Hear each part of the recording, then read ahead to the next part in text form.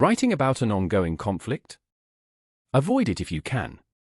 In every conflict, someone will be seen as the aggressor and someone as the victim, entirely depending on the beholder's lens. The moment you take a side, you risk reinforcing the very confusion you might be trying to unravel. But if you must write a novel that engages with an ongoing conflict, there are 3 constructive approaches.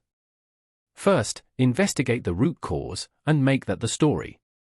Spoiler alert, it's almost always money. Even in a conflict as dire and emotionally charged as the one unfolding in Gaza.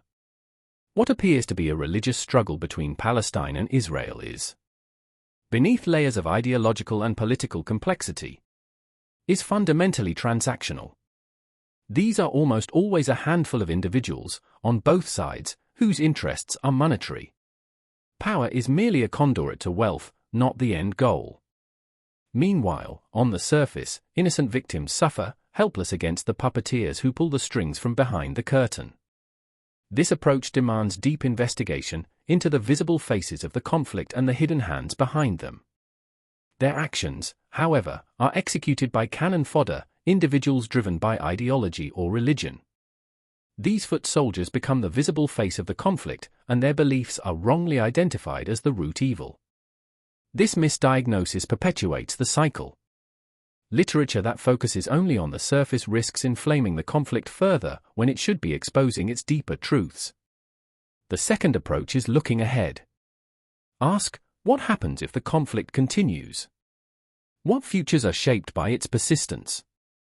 This forward-looking lens allows the story to contribute constructively, offering insight, warning, or even hope. I explored this in my novel Ibil, where I imagined the future of the Afghan war. I proposed that an airborne coronavirus outbreak could trigger a global economic crisis, ultimately forcing the war to end and resulting in the Taliban regaining control of Afghanistan. Ibil was published 5 years before COVID-19, just in case you're wondering. The third approach is exploring a constructive solution.